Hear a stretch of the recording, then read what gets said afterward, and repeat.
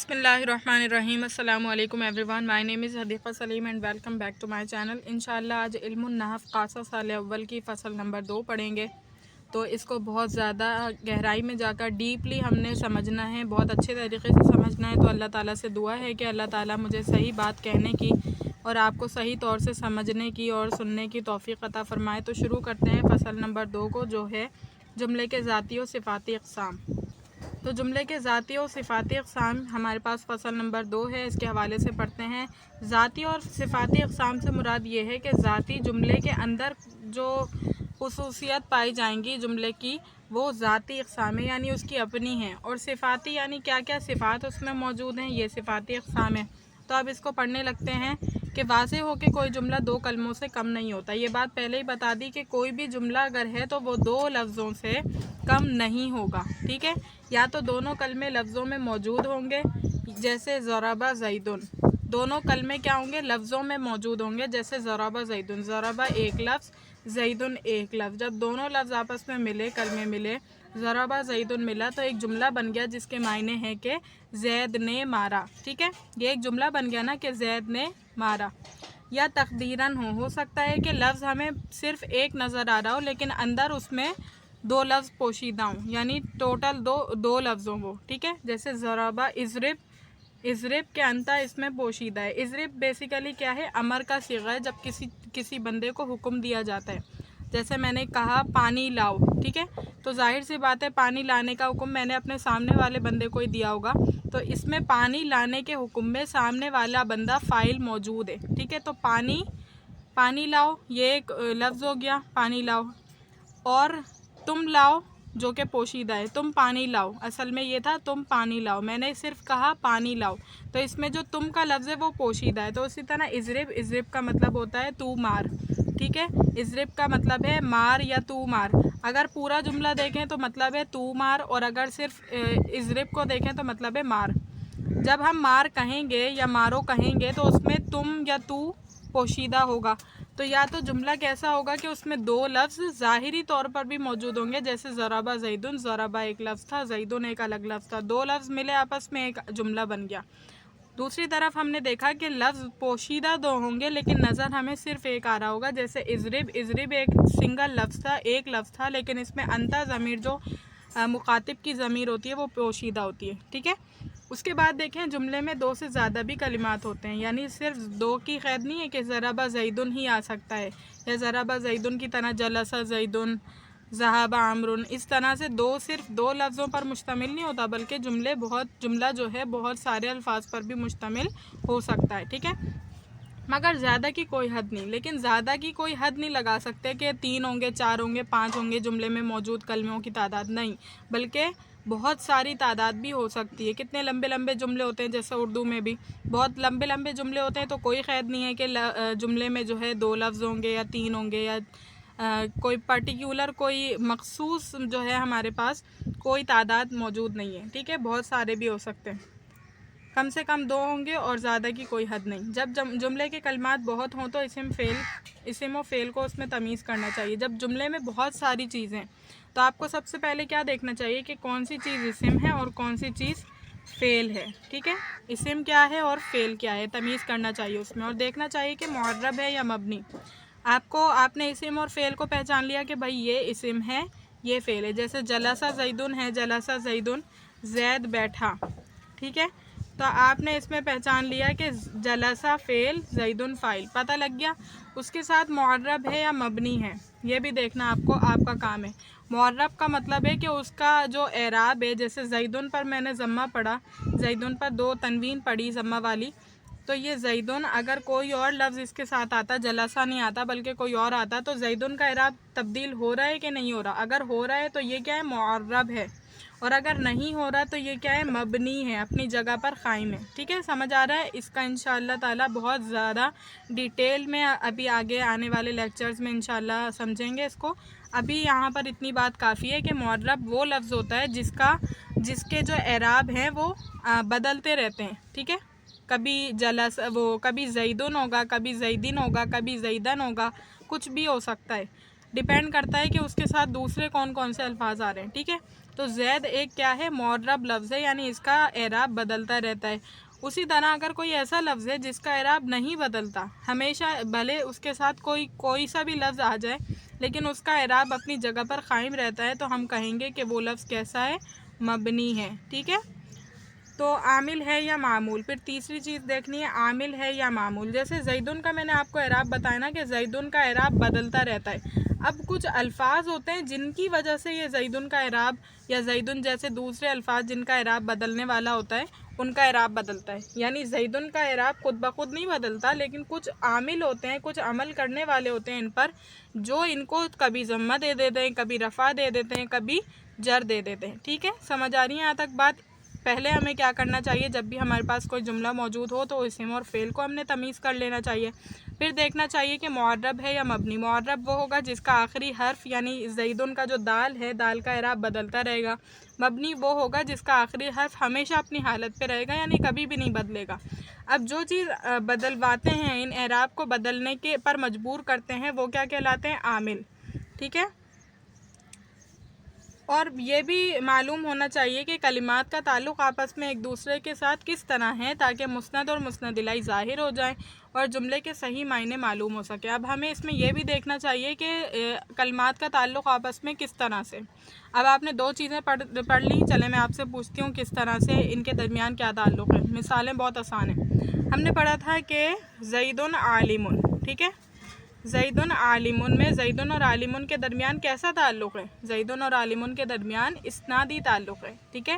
اس کو ہم نے مسند الیہ بنایا تھا، زیدن کو اور عالمن کو ہم نے مسند بنایا تھا۔ اسی طرح ہم نے ایک مثال پڑھی تھی کہ غلام زیدن، زید کا غلام۔ اب اس میں کون سا تعلق پایا جاتا ہے؟ اس میں پایا جاتا ہے اضافت کا تعلق، غلام مضاف زیدن مضاف الیہ۔ تو دونوں میں آپس میں کس طرح تعلق پایا جاتا ہے؟ مضاف الیہ والا اضافت کا تعلق، اور اس میں اسنادی تعلق پایا جاتا تھا، ٹھیک ہے۔ تو یہی بتایا جا رہا ہے کہ جملے کے درمیان، جملے کے جو اجزاء ہیں، کلمات ہیں، ان کے درمیان ہمیں کیا کرنا چاہیے؟ ہمیں جو ہے دیکھنا چاہیے کہ آپس کا ان کا تعلق کیسا ہے، ٹھیک ہے۔ ان کا آپس کا تعلق کیسا ہے، اس سے ہمیں اس کے صحیح معنی معلوم کرنے میں مدد ملے گی، ٹھیک۔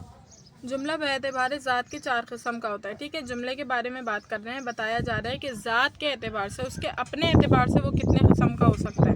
تو 4 طرح کا ہو سکتا ہے، اسمیہ ہو سکتا ہے، فعلیہ ہو سکتا ہے، شرطیہ ہو سکتا ہے، ظرفیہ ہو سکتا ہے، ٹھیک ہے۔ اسمیہ کی میں نے آپ کو پہچان بتا دی کہ اگر کسی جملے کے شروع میں اسم آ گیا تو وہ جملہ اسمیہ ہے۔ اگر کسی جملے کے شروع میں فعل آ گیا ہے تو وہ جملہ فعلیہ ہے۔ اب شرطیہ اور ظرفیہ آپ کے لیے تھوڑا سا نیا ہے، اس کے لیے ہم پڑھ لیتے ہیں۔ دیکھیں جملہ اسمیہ کیا ہے؟ جملہ اسمیہ زیدن قائمن۔ اب اس کا پہلا جو جز تھا وہ اسم تھا، جس سے ہمیں پتہ چل گیا کہ جملہ کیسا ہوگا؟ جملہ اسمیہ ہو گیا۔ زیدن قائمن یعنی زید کھڑا ہونے والا ہے، ٹھیک ہے۔ قائمن جو ہے اس میں فاعل کا صیغہ ہے، اور اس میں ہم معنی نکالتے ہیں اس طرح، کھڑا ہونے والا، کھانے والا، پینے والا، فاعلن کے وزن پر ہے یہ۔ زیدن قائمن، زید کھڑا ہونے والا ہے، ٹھیک ہے۔ فعلیہ میں کیا ہوگا؟ پہلا جو جز ہے وہ فعل ہوگا اور دوسرا فاعل ہوگا، یہ آپ نے پڑھ لیا ہے پہلے، ٹھیک ہے۔ تو اجرا بھی ہو رہا ہے ہمارا ساتھ ساتھ، تو قامہ فعل اور زیدن فاعل، فاعل مل کر جملہ فعلیہ خبریہ ہوا، ٹھیک ہے۔ اس کے بعد جو ہے دیکھیں جیسے شرطیہ، جیسے ان تکرمنی اکرم کا، شرطیہ کیا ہوگا کہ شرط لگائی جا رہی ہوگی کوئی نہ کوئی۔ یہاں پر ہے ان تکرمنی اکرم کا، اگر تم میرا اکرام کرو گے تو میں تمہارا اکرام کروں گا۔ دونوں آپس میں کیا ہے؟ شرط مشروط ہے، یعنی اگر یہ کام ہوگا تو میں یہ کام کروں گا، اگر تم میرا احترام کرو گے تو میں تمہارا احترام کروں گا۔ دونوں آپس میں کیا ہے؟ مشروط ہیں، ٹھیک ہے۔ تو ان تکرمنی اکرم کا۔ ظرفیہ عندی مالن، میرے پاس مال ہے۔ ظرف کا مطلب ہے کسی چیز کی جگہ کا بتانا۔ عندی مالن، مال کس کے پاس ہے؟ میرے پاس، ٹھیک ہے۔ عندی مالن، میرے پاس مال ہے۔ اب یہ چاروں قسمیں جو ہیں اصل جملہ کہلاتی ہیں۔ کیا کہلاتی ہیں؟ اصل جملہ، یعنی بیسک جو بنیاد ہے وہ 4 ہیں۔ کون کون سی؟ جملہ اسمیہ، جملہ فعلیہ، جملہ شرطیہ، جملہ ظرفیہ۔ جملہ اسمیہ وہ ہے جس کا پہلا حصہ اسم ہو، جملہ فعلیہ وہ ہے جس کا پہلا حصہ فعل ہو۔ شرطیہ میں دونوں جملے آپس میں مشروط ہوں گے، یعنی کوئی نہ کوئی آپس کا تعلق ہوگا ان کے درمیان۔ ظرفیہ میں ہم کسی نہ کسی چیز کی جگہ کو بتا رہے ہوں گے، جیسے عندی مالن، میرے پاس مال ہے، ٹھیک ہے۔ تو یہ ذات کے اعتبار سے جملے کی 4 قسمیں تھیں. اب ہے اعتبار صفت کے جملہ 6 قسم کا ہوتا ہے. صفات کے اعتبار سے کہ اس میں کیا کیا مخصوصیت کیا کیا خصوصیات پائی جا رہی ہیں، اس کے اعتبار سے جملہ 6 قسم کا ہوتا ہے. مبینہ، مبینہ کا مطلب ہے جو پہلے جملے کو واضح کر دے، جیسے الکلمۃ علی ثلاثۃ اقسام اسم و فعل و حرف. اس مثال میں پہلے جملے کا مطلب صاف معلوم نہیں تھا کہ وہ کون سی 3 قسمیں ہیں، دوسرے جملے نے اس کو بیان کر دیا کہ وہ 3 قسمیں اسم، فعل اور حرف ہیں. ٹھیک ہے. مبینہ کا مطلب ہے، مبینہ بیان سے ہے، دیکھیں. اور بیان کے بارے میں آپ جانتے ہیں بیان کسے کہتے ہیں. بیان کا مطلب ہوتا ہے کھول کر واضح طور پر کسی چیز کو سامنے رکھ دینا. ٹھیک ہے. تو مبینہ والا جملہ کیا کرے گا، پہلے جملے کو واضح کر دے گا. ایک جملہ پہلے دیا ہوا ہوگا، اس کے بعد ایک اور جملہ موجود ہوگا، یہ والا جملہ جو ہے وہ مبینہ کہلاتا ہوگا. اور یہ جملہ کیا کرے گا، اس پہلے والے جملے کو کھول کر وضاحت کے ساتھ بیان کر رہا ہوگا. جیسے آپ دیکھ سکتے ہیں کہ الکلمۃ علی ثلاثۃ اقسام، کہ کلمہ جو ہے وہ 3 قسموں پر ہے. اب یہاں پر 3 قسموں پر ہے بتا کر ختم کر دیا گیا تھا، ایک جملہ مکمل ہو گیا تھا یہاں پر. لیکن یہاں پر ایک سوال باقی تھا کہ وہ 3 کون سی قسمیں. ٹھیک ہے. تو یہاں اسم و فعل و حرف لا کر بتا دیا گیا کہ وہ 3 قسمیں جو ہیں وہ اسم، فعل اور حرف ہیں. پریشان ہونے کی ضرورت نہیں ہے. یہ جو ہے کیا ہے، یہ ہے قسمیں اسم کی. الکلمہ کی 3 قسمیں اسم، فعل اور حرف ہیں. تو یہ جملہ کیا کر رہا ہے، یہ مبینہ جملہ ہے. ٹھیک ہے. صحیح. اس مثال میں پہلے جملے کا مطلب صاف معلوم نہیں تھا، ہمیں نہیں پتا تھا کہ کون سی 3 قسمیں ہیں. دوسرے جملے نے آ کر کیا کیا کہ وہ 3 قسمیں ہیں. اور وہ کون سی 3 قسمیں ہیں، اسم، فعل اور حرف. ٹھیک ہے. اس کے بعد دوسرا جملہ ہے معللہ. معللہ علت سے نکلا ہوا ہے. مشتقات یعنی اس کے الفاظوں کے ذریعے سے یاد کرنا سیکھیں تاکہ آپ کے دماغ میں بہت دیر تک یہ رہ سکے. معللہ علت سے نکلا ہوا ہے، عین لام تے. ٹھیک ہے. علت سے نکلا ہوا ہے جس کا مطلب ہوتا ہے وجہ، کسی چیز کی وجہ. جو پہلے جملے کی علت بیان کر دے، جیسا کہ حدیث شریف میں لا تصوموا فی هذه الايام فانها ایام اکل وشرب وبیعال. حدیث شریف کا بتایا گیا ہے کہ نہیں روزہ رکھو، لا تصوموا نہیں روزہ رکھو تم سب، فی هذه الايام ان دنوں میں، فانها کیونکہ، ایام یہ دن ہیں، اکلن کھانے کے، وشربن پینے کے، وبیعالن اور جماع کے. ٹھیک ہے. تم روزہ نہ رکھو ان دنوں کیونکہ یہ دن ہے کھانے کے، پینے کے اور جماع کے. تم روزہ نہ رکھو 5 دنوں عیدین اور ایام تشریق میں، اس لیے کہ وہ کھانے پینے اور جماع کے دن ہیں. ٹھیک ہے. تو اس حدیث شریف کے پہلے جملے میں 5 دن روزہ رکھنے سے منع فرمایا گیا تھا. 5 دن روزہ رکھنے سے پہلے جملے میں منع فرمایا تھا، اور اس کی علت دوسرے میں بیان فرما دی کہ وہ کھانے پینے اور جماع کے دن ہیں. ٹھیک ہے. ہم نے یہی پڑھا نا کہ معللہ کیا کرے گا، پہلے جملے کی وجہ کو بتا دے گا. پہلے جملے میں کہا گیا تھا کہ تم روزہ نہ رکھو. اب ہمارے ذہن میں سوال پیدا ہو سکتا تھا کہ کیوں نہیں روزہ رکھیں، تو دوسرے جملے میں بتا دیا گیا، اس کی علت بتا دی گئی کہ بھائی وہ کھانے پینے اور جماع کے دن ہیں. ٹھیک ہے. تو یہ کون سا جملہ کہلایا، یہ جملہ معللہ کہلایا. اب معترضہ جملہ ہے جو 2 جملوں کے درمیان بے جوڑ واقع ہو، یعنی کوئی تعلق نہ ہو اس کے پہلے جملے سے اور اس کے بعد والے جملے سے، اس جملے کا. ٹھیک ہے. تو قال ابو حنیفہ رحمہ اللہ، کہا ابو حنیفہ رحمۃ اللہ نے، النیت فی الوضو، وضو میں نیت، لیست بشرط. ٹھیک ہے. وضو میں نیت شرط نہیں ہے. تو اب قال ابو حنیفہ ایک جملہ تھا، یعنی ابو حنیفہ نے کہا، یہ ایک جملہ ہو گیا.